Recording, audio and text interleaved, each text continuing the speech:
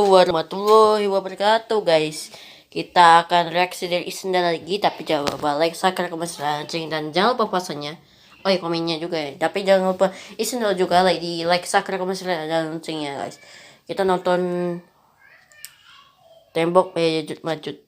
Kita nonton aja. Di masa Abbasiyah, di pemerintahannya Sultan Al-Watsik, Kesultanan pernah membentuk tim ekspedisi untuk mencari tembok Ya'juj Ma'juj.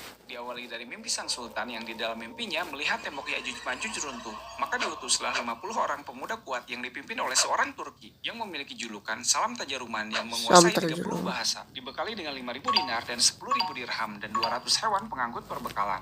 Mereka bergerak dari Samara, Irak menuju Alhamdulillah guys. Mereka bergerak masuk ke daerah-daerah pedalaman Rusia selama 4 bulan. Dari sana mereka menemukan wilayah bertanah hitam dan berbau tak sedap. Kondisi ini sangat cocok dengan penggambaran di Quran dalam surat Al-Kahfi ketika Zulkarnain melewati wilayah yang berlumpur hitam. Selama 10 hari mereka berjalan hingga memasuki daerah yang tinggal puing-puing saja. Menurut seorang penunjuk jalan, kota ini dulunya pernah dihancurkan Ya'juj Ma'juj. Dari tempat ini, mereka berjalan lagi selama 6 bulan hingga sampailah mereka ke sebuah lembah yang diapit oleh 2 gunung. Di tengahnya menjulang tinggi sebuah tembok besar yang terbuat dari besi. Wilayah dekat tembok ini ternyata dihuni oleh manusia. Salam menemukan tembok ini sudah retak dan dia mencongkelnya sedikit, yang nantinya akan dia berikan kepada Sultan sebagai oleh-oleh. Oleh-oleh, bisa nunggu. Biasa memukul tembok besi ini 3 kali sehari, lalu menempelkan telinga pada tembok untuk mendengar reaksi dari balik tembok. Kira-kira suaranya seperti apa ya? Mari kita dengarkan sama-sama. In nama Kolivi Indonesia. Maaf, salah. Itu adalah suara semut. Ini yang benarnya. Ternyata mereka mendengar gema teriakan dari dalam. Hal ini menunjukkan jika di balik tembok betul-betul ada sekelompok makhluk. Salam bertanya kepada penduduk, apakah ada yang pernah melihat makhluk ini memanjat ke atas? Iya, mereka pernah melihat gerombolan orang yang berhasil manjat sampai atas. Namun tiba-tiba angin badai bertiup melemparkan mereka kembali. Kejadian ini bisa kita ambil kesimpulan jika ini adalah bentuk penjagaan Allah, agar mereka tetap berada di balik tembok sampai saatnya tiba mereka keluar.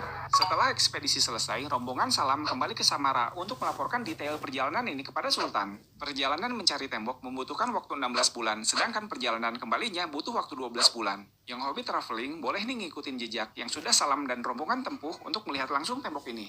Jangan lupa mencongkelnya dikit sebagai oleh-oleh. Waduh guys, udah mau tamat aja. Ganti video dulu ya. Itu kisah sahabat menemukan ikan raksasa. Kita nonton aja.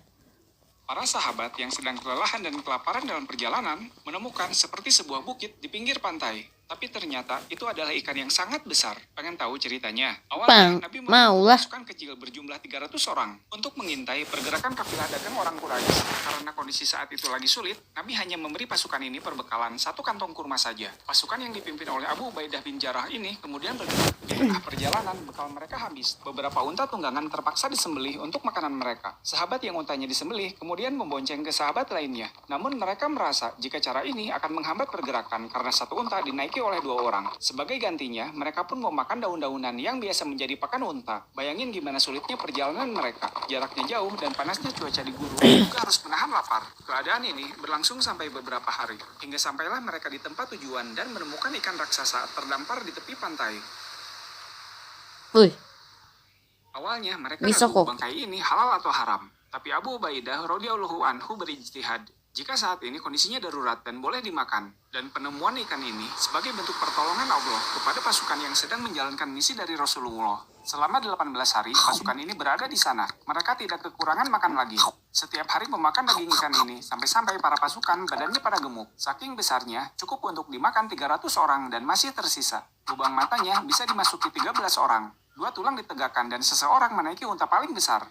Lalu berjalan di bawahnya dan bisa lolos tanpa menyentuh ujung tulang ikan ini. Ini menunjukkan jika ikan ini sangatlah besar. Mereka memotong-motongnya sebagaimana memotong daging sapi. Sebagian dijemur untuk diawetkan, dijadikan dendang. Setelah misi selesai, mereka kembali pulang ke Madinah, membawakan Nabi oleh-oleh daging ikan ini yang sudah didendang. Dan mereka pun makan bersama. Yuk ikutan coba. Ya elah ikan. Ya elah ikan. 2025. Beli wala guys, selesai juga. Cari lagi ya guys. Sabar guys, itu hukuman untuk tukang bully.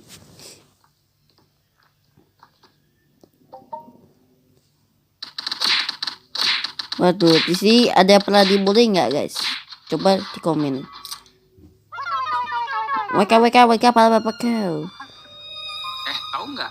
ketika kamu dizolimi, maka doamu itu akan diijabah. Nah, kira-kira kalau kamu dalam kondisi seperti itu, apa yang akan kamu lakukan? Mendoakan yang ngebully kamu itu dapat hidayah, atau mendoakan yang ngebully kamu itu masuk neraka? Mendoakan mereka masuk neraka. Karena ngerasa kuat, ngerasa jagoan, ngerasa kalau nggak ada seorang pun yang berani sama mereka, maka muncullah sifat sombong. Ketika kesombongan tertanam dalam Kolbu dada, maka hati hidayah bening. sulit untuk masuk. Jangankan meminta maaf kepada manusia, Saya hidayah. tobat kepada Allah pun enggan. Di hari pengadilan, mereka akan disidang sebagai orang-orang yang zolim. Mulut mereka terkunci, tangan dan kaki mereka yang akan menjadi saksi. Ya, dengan tangan inilah aku memukul anak ini, dan dengan kaki inilah aku menendang anak ini. Maka sebagai gantinya, sebagian dosa anak yang dibuli ini akan berpindah kepada ketiga orang ini. Tapi rupanya yang jadi korban kena pukul nggak sedikit. Di belakangnya masih banyak orang yang mengantri. Mereka yang dahulu pernah dianiaya ketiga preman ini. Pada akhirnya, Baba hell mereka punya mama. pahala yang banyak malahan dosa-dosa. Sehingga cukuplah syarat Langsung bagi mereka bangkrut untuk masuk di menjadi akhirat. penghuni neraka. Mendoakan mereka masuk surga. Walaupun doamu mustajab, tapi nggak berarti efek doa itu bisa langsung terjadi. Beberapa tahun kemudian, si rambut kuning sedang berkendara. Namun hari itu merupakan hari yang naas baginya. Di tengah jalan, What dia the tabrakan hell, dengan Mo? mobil. What Motornya the- hancur dan dia hampir meninggal gara-gara kecelakaan ini. Tapi justru karena kecelakaan itulah yang menyebabkan tiba-tiba dia berubah. Setelah sembuh, jadi sering ke masjid. Perilakunya jadi baik dan gak nakal lagi seperti dulu.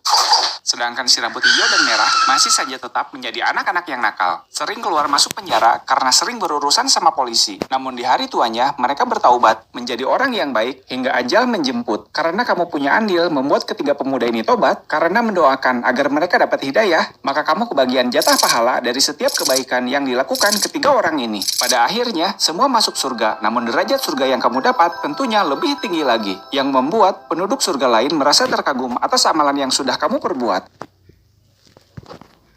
Lanjut lagi guys. Sakral tuh mau orang banyak dosa. Ketika orang yang banyak dosa dalam keadaan sekarat, dia akan didatangi 3 sosok malaikat. 1 malaikat pencabut nyawa dan 2 malaikat azab di kanan kirinya, membawa kain kafan dari neraka. Pada saat itu, si calon mayit ditunjukkan semua dosa-dosanya. Tidak zakat, tidak yakin akhirat, pulsa buat sekolah dipakai main game, tidak sholat, mengambil hak orang lain, riba, muslim, zina. Dosa Komplit. tidak sholat, tidak zakat, riba, ngambil hak orang lain, zina, tidak yakin hari akhir, dan semua dosa yang belum ditaubatinya. Karena tahu dia akan dapat azab, maka ruhnya nggak mau keluar. Maka malaikat pencabut nyawa menendang-nendangnya, memaksa ruhnya keluar. Karena masih nggak mau keluar juga, akhirnya malaikat mencabut nyawanya secara paksa. Saking keras cabutannya, sehingga tercabik-cabiklah ruhnya, menyebabkan rasa sakit yang luar biasa. Setelah ruhnya keluar, malaikat azab membungkus ruh ini dengan kain kafan yang sangat berbau busuk. Ruh yang sudah dibungkus kain kafan berbau busuk dari neraka ini, lalu dibawa ke langit. Baru di pintu langit pertama, para malaikat yang berjaga menutup pintunya, tidak mengizinkan ruh ini masuk. Kemudian mereka bertanya, ruh siapakah yang berbau busuk ini? Para malaikat yang membawa ruh menjawab, ia adalah Fulan bin Fulan dengan sebutan nama yang paling buruk. Para malaikat penjaga pintu langit pun berdoa agar ruh ini nggak melewati pintu langit yang mereka jaga. Kemudian terdengar suara dari langit. Allah berkata, catatkan hambaku ini termasuk penghuni neraka. Kembalikan dia ke jasadnya di dunia, karena di sana aku ciptakan dan di sana pula aku bangkitkan. Maka ruh ini pun tidak bisa masuk ke langit. Lalu dilemparkanlah kembali kepada jasadnya untuk ditempatkan ke tempat bernama Sijin, tempat kembalinya dan tempat tinggal orang-orang yang buruk. Hari pertama di alam kubur, malaikat Munkar Nakir menanyakan beberapa hal kepada si mayit. Siapa Tuhanmu? Apa agamamu? Dan siapa nabimu? Namun dikarenakan amalannya yang kurang atau bahkan tidak ada keimanan sama sekali, dia hanya bisa mengeluarkan suara. Hah? Aku tidak tahu. Lalu diperlihatkanlah kepadanya neraka. Di sana, si mayit melihat tempat siksaan yang sangat mengerikan. Dia diperlihatkan orang-orang yang disiksa, dibakar, dipukul sampai hancur, dipotong-potong, dan berbagai macam siksaan mengerikan lainnya. Malaikat berkata, itulah tempatmu nanti, dan kamu tidak bisa keluar dari semua ini. Maka si mayit ini berdoa dan berkata, ya Allah, jangan cepatkan waktu. Jangan percepat hari kiamat, karena dia tidak mau berada di sana. Lalu datang makhluk yang tampangnya buruk, baunya busuk, dan sangat menakutkan. Makhluk ini berkata, aku adalah amal burukmu, ribamu, judimu, zinamu, segala macam perbuatan dosamu.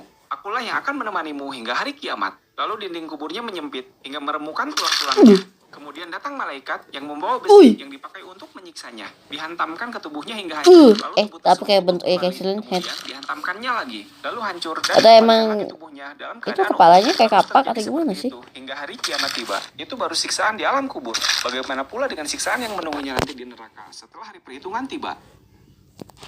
Udah lah guys, jangan lupa like, subscribe, komen, share, dan loncengnya. Jangan lupa puasa juga ya. Jangan lupa isi nol juga ya. Harus like, subscribe, komen, share, dan loncengnya. Kita like dulu gak sih? Waalaikumsalam dulu ya guys, dah.